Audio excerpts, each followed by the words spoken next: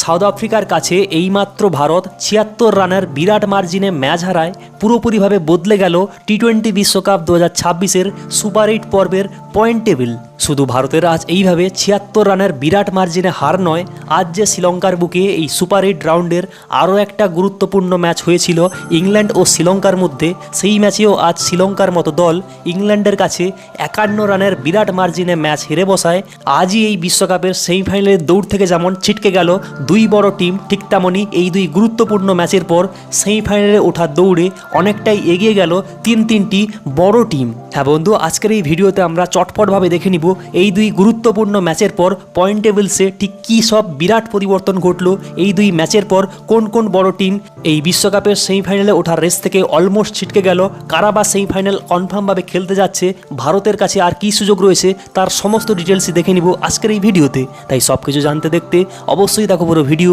তোমার প্রিয় দলকে এবারে টি-20 বিশ্বকাপে চ্যাম্পিয়ন রূপে দেখতে চাইলে ভিডিওটিকে করে দাও মন থেকে একটা লাইক, এবং এইভাবে আরও টি-20 বিশ্বকাপ ২০২৬, KKR IPL ২০২৬-এর সমস্ত আপডেট ভিডিও পাওয়ার জন্য এক্ষুনি করো চ্যানেলটিকে সাবস্ক্রাইব। তো ভারত সাউথ আফ্রিকা ম্যাচের পর গ্রুপ 1-এর পয়েন্ট টেবিলসে ঠিক কী বিরাট পরিবর্তন এলো সেটা তো বলছি, কিন্তু তার আগে আজকে যে একটা গুরুত্বপূর্ণ ম্যাচ হয়েছিল ইংল্যান্ড বনাম শ্রীলঙ্কার মধ্যে, যে ম্যাচে আজ ইংল্যান্ড টিম শ্রীলঙ্কাকে মাত্র ৯৫ রানে অল আউট করে ৫১ রানের বিরাট মার্জিনে হারিয়ে ম্যাচ জেতে, সেই ম্যাচের পর এই টি-20 বিশ্বকাপের গ্রুপ 2-এর পয়েন্ট টেবিলসে ঠিক কী বিরাট পরিবর্তন ঘটে সে কথা বললে, গ্রুপ 2-তে কিন্তু আজ ইংল্যান্ড টিম এইভাবে বিরাট মার্জিনে ম্যাচ জিতে 2 পয়েন্ট এবং সর্বোচ্চ +2.55 নেট রান রেট নিয়ে কিন্তু ১ নম্বর পজিশনে উঠে আসে। আর গতকাল যে পাকিস্তান নিউজিল্যান্ডের মধ্যে ম্যাচটি বৃষ্টির জন্য ভেস্তে গেছিল এবং তার জন্য পয়েন্ট ভাগাভাগি হয়েছিল, তার জন্য কিন্তু নিউজিল্যান্ড টিম বর্তমানে 2 নম্বর স্থানে নেমে আসে এ পর্যন্ত একটা ম্যাচ খেলে 1 পয়েন্ট নিয়ে, এবং 3 নম্বর স্থানে নেমে আসে পাকিস্তান দল, সেও কিন্তু বৃষ্টির কারণে 1 ম্যাচ খেলে 1 পয়েন্ট নিয়ে। এবং সবথেকে বড় কথা, আজ এইভাবে শ্রীলঙ্কান দল কিন্তু ম্যাচটিকে হেরে বিরাট মার্জিনে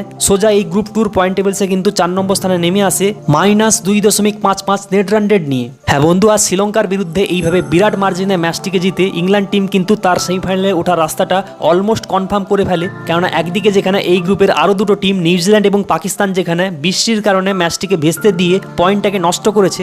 এবং তুলনামূলকভাবে সেমিফাইনালে ওঠার রেস থেকে নিজেদেরকে পিছিয়ে নিয়েছে, সেখানে কিন্তু আজ ইংল্যান্ড টিম এইভাবে বিরাট মার্জিনে ম্যাচটিকে জিতে নেট রান রেটটিকে এত মানের বাড়িয়ে দেওয়ার কারণে কিন্তু তাদের হাতে যে আরও দুটো ম্যাচ রয়েছে, সেই দুটো ম্যাচের মধ্যে যদি সে মাত্র একটা ম্যাচকে জিততে পারে, তাহলে সে কিন্তু অফিসিয়ালভাবে প্রথম টিম হিসেবে সেমিফাইনালে উঠে যাবে। আর প্রথম ম্যাচটি ভেস্তে যাওয়ায় কিন্তু নিউজিল্যান্ড এবং পাকিস্তান টিমকে সেমিফাইনালে ওঠার জন্য তাদের যে বাকি দুটো ম্যাচ রয়েছে সেই দুটো ম্যাচকে জিততে হবে, তবে গিয়েই কিন্তু তারা কোয়ালিফাই করতে পারবে। আর যদি তারা এই বাকি থাকা দুটো ম্যাচের মধ্যে একটা ম্যাচ জেতে একটাতে হারে, তখন কিন্তু তাদের অন্য টিমের নেট রান রেটের উপর তাকিয়ে বসে থাকতে হবে। আর আজকের ম্যাচটিকে বিরাট মার্জিনে হেরে কিন্তু শ্রীলঙ্কা নিজেদের পায়ে কুড়ুল নিজেরাই মেরে দেয়, কেননা শ্রীলঙ্কাকে কিন্তু এখন সেমিফাইনালে ওঠার জন্য তাদের যে আরও দুটো ম্যাচ রয়েছে সেই দুটো ম্যাচকে শুধু এমনি জিতলে হবে না, সেই দুটো ম্যাচকে যদি সে বিরাট মার্জিনে জেতে, তখনই কিন্তু তার এই গ্রুপ থেকে সেমিফাইনালে ওঠার একটা চান্স থাকবে। আর আজকে এই মাত্র আহমেদাবাদের বুকে ভারতীয় টিমকে সাউথ আফ্রিকা ৭৬ রানের বিরাট মার্জিনে হারিয়ে দেওয়ায় কিন্তু ভারতীয় টিমও কিন্তু আজ শ্রীলঙ্কার মতো নিজেরাই নিজেদের বিরাট ক্ষতি করে ফেলে, কেননা আজ তারা এইভাবে ম্যাচটিকে হেরে কিন্তু পয়েন্ট টেবিলসে সোজা 2 নম্বর স্থানে নেমে আসে।